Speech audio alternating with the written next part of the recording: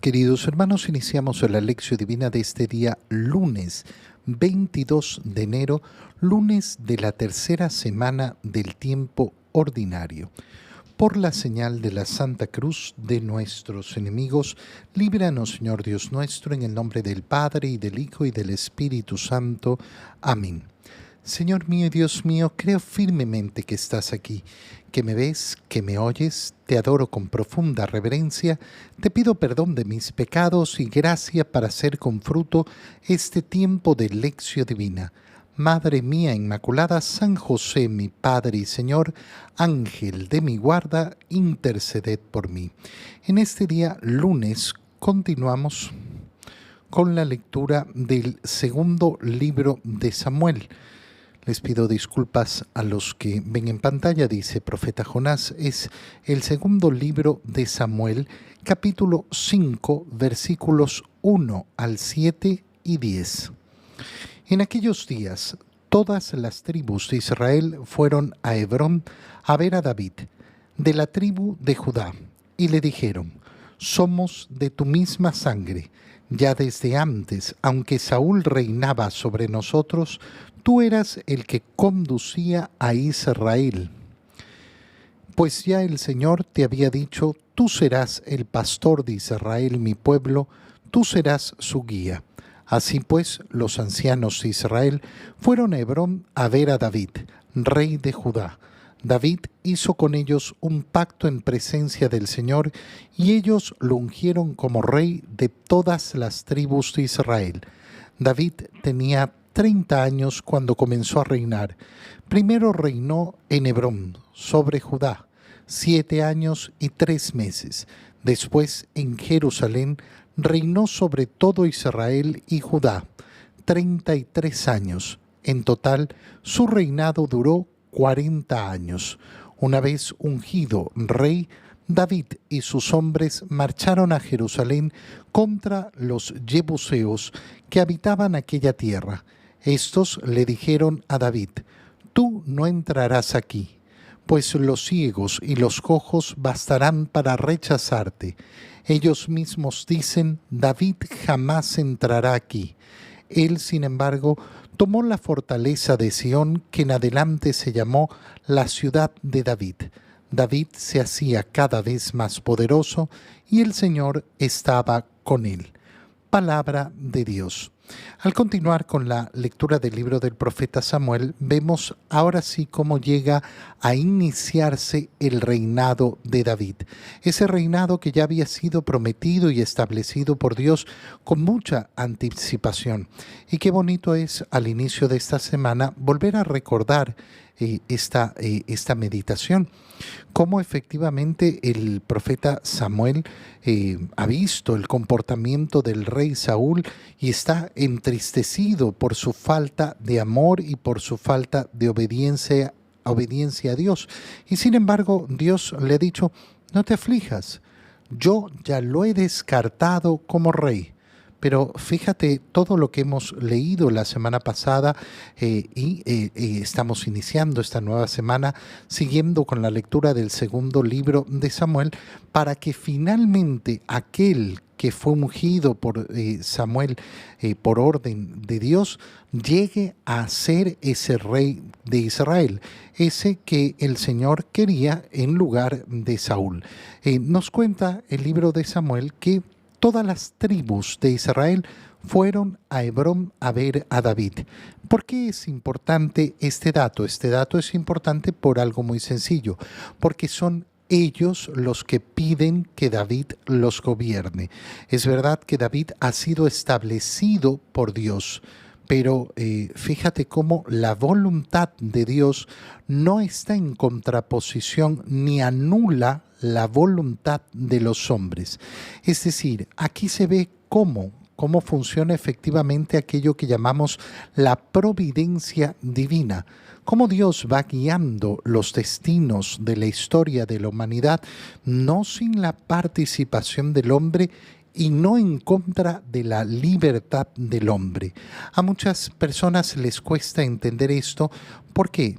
Porque consideran al meditar sobre la libertad de Dios, que es como la libertad del hombre. No, la libertad de Dios no es como la libertad del hombre. Y la libertad de Dios no se opone a la libertad del hombre, pero la libertad de Dios es superior a la del hombre. ¿Qué quiere decir esto? Lo voy a tratar de explicar de una manera muy sencilla. Yo tengo mi libertad. Mi libertad, lo tengo clarísimo, no es irrestricta, no es ilimitada. Mi libertad tiene un límite. ¿Por qué? Porque yo no puedo hacer todo lo que puedo imaginar. No puedo hacer lo que deseo. Yo puedo imaginarme muchas cosas. A la gente hoy en día le da por creer que la imaginación es la que determina la realidad. Y entonces, claro, por eso tienes personas que imaginan que son mujeres siendo hombres. Sí, imagínate lo que quieras. Pero resulta que tu libertad no es irrestricta. No, es que yo soy libre de ser lo que yo quiera. No, hermano mío. No. Tú eres libre de hacer muchísimas cosas, pero tu libertad es limitada. Nuestra libertad actuará en la medida que puede actuar dentro de los límites que tiene el ser humano. La libertad de Dios, en cambio, no tiene límites. Y por eso es que a pesar de respetar la libertad humana, al final es Dios el que va guiando los pasos. Pero entonces la voluntad de Dios se impone sobre el hombre. No se impone. La libertad de Dios se realiza siempre respetando la libertad humana, pero resulta que mi libertad nunca se va a imponer sobre Dios. Para ponerlo todavía más claro todavía, yo con mi libertad puedo agarrar una pistola y dispararle a una persona y dispararle un tiro mortal, darle un tiro en la cabeza. Dios no va a impedir mi libertad. Dios no va a impedir que use mal mi libertad y aceche contra la vida de un hombre. ¿Pero por qué va a morir ese hombre? Va a morir solo y exclusivamente por la decisión de Dios. En sintonía con la libertad de aquel que le disparó, o va a ocurrir también lo contrario, que Dios diga no. Pero ¿cómo? Yo le disparé en la cabeza, tenía que morirse, pero no se murió. ¿Y por qué no se murió? Bueno, tu libertad llegó a su límite. Tú quisiste matar a ese hombre y tú hiciste todo lo que estaba en tu libertad para matar a ese hombre. Pero resulta que la última palabra la tenía Dios. Dios ha respetado tu libertad de dispararle, pero resulta que la decisión de si se moría o no se moría le correspondía a Dios. Y Él decidió, por último, Él decidió que no se moría. Y entonces, eso es lo que nos enseña esta primera parte de la lectura que estamos haciendo del libro de Samuel. Son efectivamente aquellos de todas las tribus de Israel que van a pedirle a David: somos de tu misma sangre y ya desde antes, aunque Saúl reinaba sobre nosotros, tú eras el que conducía a Israel, porque el Señor ya lo había establecido así. Y entonces los ancianos de Israel fueron a ver a David, que ya era rey de Judá, pero solo de Judá, para hacer un pacto con David en presencia del Señor, y entonces lo ungen como rey de todas las tribus de Israel. Y entonces nos cuenta efectivamente el libro de Samuel cómo en ese momento David tenía 30 años. Ya no era el muchachito que era cuando mató a Goliat, ya ha crecido y comenzó a reinar. Y su reinado, nos dice, duró 40 años, es decir, duró hasta que David tuvo 70 años. Y en segundo lugar, nos cuenta cómo David, una vez ungido rey, marchó a Jerusalén contra los jebuseos que habitaban aquella tierra. Ellos despreciaron la presencia de David y le dijeron, no, tú no vas a entrar a Jerusalén. Y entonces es importantísimo esto. ¿Por qué? Porque resulta que hasta ese momento Jerusalén no era una posesión de los israelitas, pero esa que es Sión, la joya que se esperaba tener como la tierra prometida, va a entrar en dominio de Israel por la acción de David. Y entonces por eso termina el libro de Samuel diciéndonos que David se hacía cada vez más poderoso y el Señor estaba con él. La figura del rey David va a ser muy importante en la historia de la salvación, ya lo sabemos porque Jesús es descendiente de David y porque va a marcar efectivamente cómo Dios va a querer poner él, el rey que desea, el rey hecho a su medida. David no va a ser la totalidad de eso, no, y David va a tener tantos y tantos errores y tantas maldades también, pero va a ser la figura de ese verdadero rey que no es otro que nuestro Señor Jesucristo. En el Evangelio, leemos el Evangelio de San Marcos, capítulo 3, versículos 22 al 30. En aquel tiempo, los escribas que habían venido de Jerusalén decían acerca de Jesús: este hombre está poseído por Satanás, príncipe de los demonios, y por eso los echa fuera. Jesús llamó entonces a los escribas y les dijo en parábolas: ¿cómo puede Satanás expulsar a Satanás? Porque si un reino está dividido en bandos opuestos, no puede subsistir. Una familia dividida tampoco puede subsistir. De la misma manera, si Satanás se rebela contra sí mismo y se divide, no podrá subsistir, pues ha llegado su fin. Nadie puede entrar en la casa de un hombre fuerte y llevarse sus cosas si primero no lo ata. Solo así podrá saquear la casa. Yo les aseguro que a los hombres se les perdonarán todos sus pecados y todas sus blasfemias, pero el que blasfeme contra el Espíritu Santo nunca tendrá perdón. Será reo de un pecado eterno. Jesús dijo esto porque lo acusaban de estar poseído por un espíritu inmundo. Palabra del Señor. Iniciemos en este día un poco al revés nuestra lectura. Empecemos por las últimas palabras del Señor, porque me parece sumamente importante y sumamente actual en relación a ciertos temas.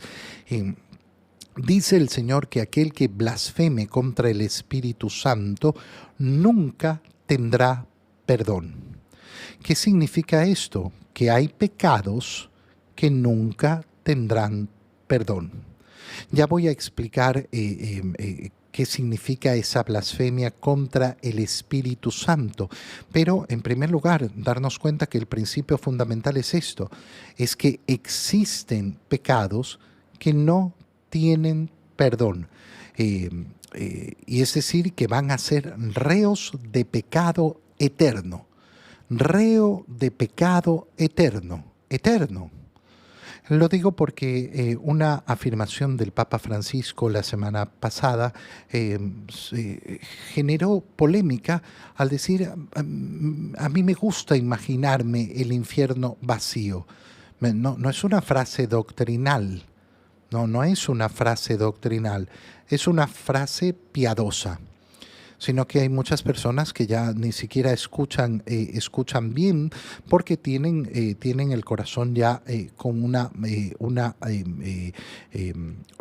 contrariedad contra el Papa, y hay que tener mucho cuidado con esos sentimientos y con esa forma de pensar y de vivir. El Papa dice, a mí me gusta imaginarme el infierno vacío. No está diciendo que el infierno está vacío, está diciendo que su corazón se mueve a la compasión y a la misericordia, que es la que desea para todos y que la desea para el más pecador también, desea que encuentre la misericordia. Obviamente en la doctrina, en el Evangelio, Sabemos perfectamente, como lo acabamos de leer, que hay pecados en los cuales se hace una persona reo para toda la eternidad. Y eso significa que van a estar en ese estado de condena para toda la eternidad. Y entonces a mí devotamente me puede efectivamente ayudar en ese deseo de compasión, imaginarme el infierno vacío, pero yo sé que no está vacío.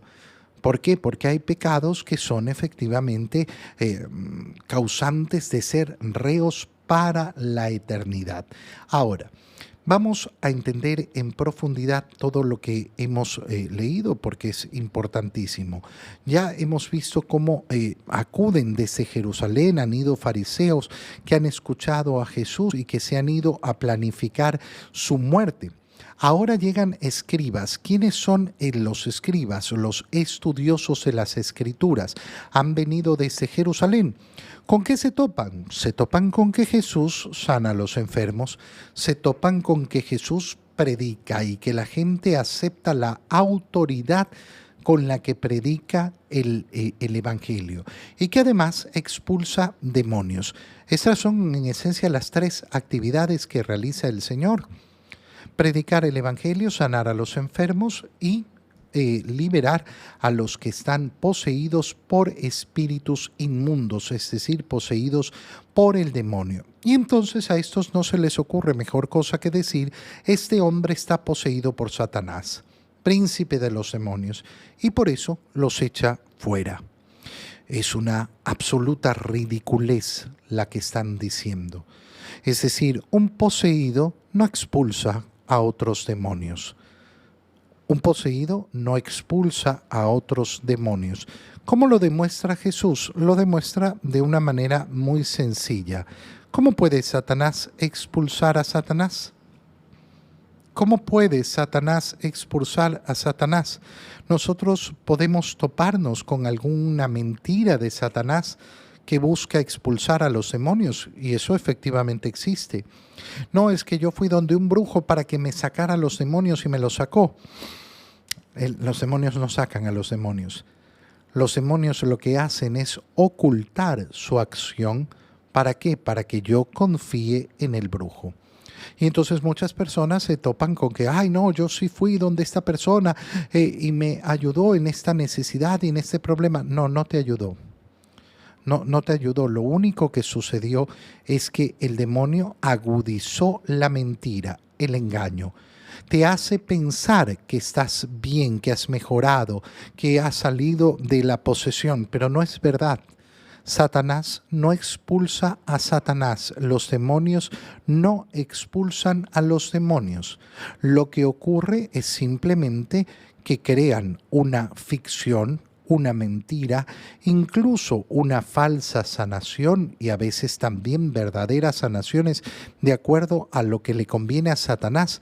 ¿Pero por qué? ¿Porque tiene el propósito de hacerte el bien? No, porque tiene el propósito de que tu confianza se ponga lejos de Dios, en aquel brujo, en aquel adivino, en aquel no sé qué, en aquel no sé cuánto, y ya está.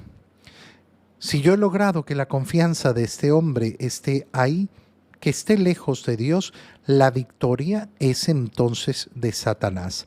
Si un reino está dividido en bandos opuestos, no puede subsistir, dice el Señor. Entonces, ¿cómo es que ustedes dicen que Satanás se rebela contra sí mismo?